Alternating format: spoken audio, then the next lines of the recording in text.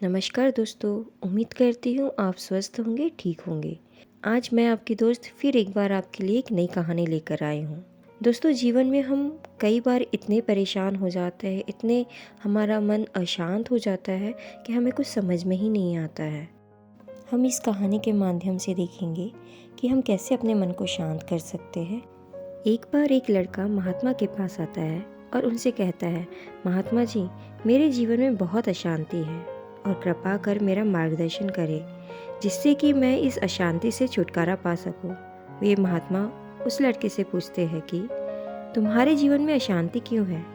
फिर वो लड़का उत्तर देता है, अत्यधिक विचारों के कारण मेरे भीतर बहुत सारे विचार चलते रहते हैं जिसके कारण मेरा मन अशांत रहता है। फिर वो महात्मा जी मुस्कुराते हैं और लड़के से कहते हैं कि ऊपर उस आकाश में देखो, क्या तुम्हें सूर्य दिख रहा है? वह लड़का ऊपर आकाश में देखता है और कहता है कि जी गुरुदेव, दिख रहा है। फिर वे महात्मा जी उस लड़के से पूछते हैं कि अगर तुम लगातार धूप में खड़े रहो तो क्या होगा? वो लड़का कहता है कि गर्मी लगेगी गुरुदेव और शरीर में बेचैनी पैदा होगी। फिर वे महात्मा जी उस लड़के से पूछते हैं कि अगर धूप में खड़े रहने पर तुम्हें गर्मी लगती है तो इससे दोष किसका है? सूर्य का, गर्मी का या तुम्हारा? वो लड़का थोड़ी देर सोचता है और कहता है, कृपा करके आप ही बताइए गुरुदेव। वो महात्मा जी मुस्कुराते हैं और उस लड़के से कहते हैं कि सूर्य का काम है गर्मी देना और गर्मी का काम है गर्मी लगवाना, इसलिए दोष तुम्हारा है कि तुम धूप में जाकर खड़े हुए हो। तुम चाहो तो तुम छाया में जाकर बैठ सकते हो। ठीक उसी प्रकार हमारे मन का स्वभाव है, विचारों और भावनाओं की खिचड़ी पकाना, और विचारों और भावनाओं का काम है तुम्हें दिशा दिखाना। अब उस दिशा में तुम्हें चलना है या नहीं, यह सिर्फ तुम्हारे हाथ में है। देखो, ध्यान से समझो कि विचार और भावनाएं समस्या नहीं है, बल्कि तुम्हारे मन का उससे जुड़ा रहना समस्या है। सोचो कि तुम धूप में खड़े हो और तुम चाह रहे हो कि तुम्हें गर्मी ना लगे। क्या यह संभव है? अगर तुम्हें गर्मी से बचना है तो तुम्हें अपनी जगह बदलकर धूप से छाया में जाना है। मनुष्य के 4 आयाम हैं, तन, मन, दिल और बुद्धत्व। दोस्तों, बुद्धत्व यानी कि 2 बुद्धि के परे की स्थिति है, उसे बुद्धत्व कहा जाता है। दूसरे और तीसरे आयामों में हमेशा उथल पुथल रहती है, यानी मन में विचार चलते रहते हैं और दिल में भावनाएं होती है, और ये दोनों ही आयाम बहुत ही शक्तिशाली है। विचार क्षणिक होते हैं और भावनाएं देर तक टिकती है। इसे तुम ऐसे समझो जैसे कि कल तक तुम जिसे खोने से डरते थे, आज वो तुम्हारे पास नहीं है और आज तुम्हें उसकी कमी महसूस नहीं होती है।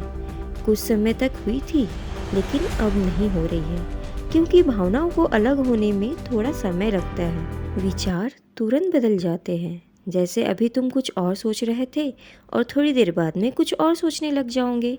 इन भावनाओं के कारण ही तुम्हें किसी से प्रेम हो जाता है और फिर वही प्रेम नफरत में बदल जाता है, मित्र ही शत्रु बन जाते हैं। उसके बाद वो लड़का उस महात्मा जी से कहता है, फिर उपाय क्या है गुरुदेव?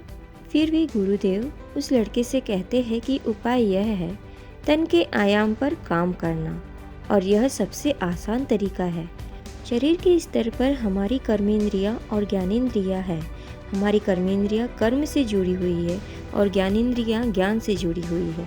इनके प्रति हम अपनी संवेदनशीलता को बढ़ा सकते हैं, और इसका मतलब यह है कि हम जो भी कार्य करें उसे आनंद के साथ करें। जैसे अगर हम पानी पी रहे हैं तो पूरी तरह से पानी ही पिए, यानी पीने में 100% देना होगा। वो लड़का फिर गुरुदेव से कहता है, गुरुदेव, ऐसा करने से क्या होगा? गुरुदेव कहते हैं, ऐसा करने से तुम मन और दिल के आयाम से हटकर शरीर के आयाम पर जाओगे, और यह बिल्कुल ऐसा है जैसे कि तुम धूप से हटकर छांव में आ गए। मन और हृदय के आयाम पर काम चल रहा है, लेकिन तुम्हारी जागरूकता तन पर आ गई है। जैसे कि सुबह उठो तो सूरज की किरणों को महसूस करो और हवा को महसूस करो। आंखें बंद करके पक्षियों की आवाज़ें सुनो।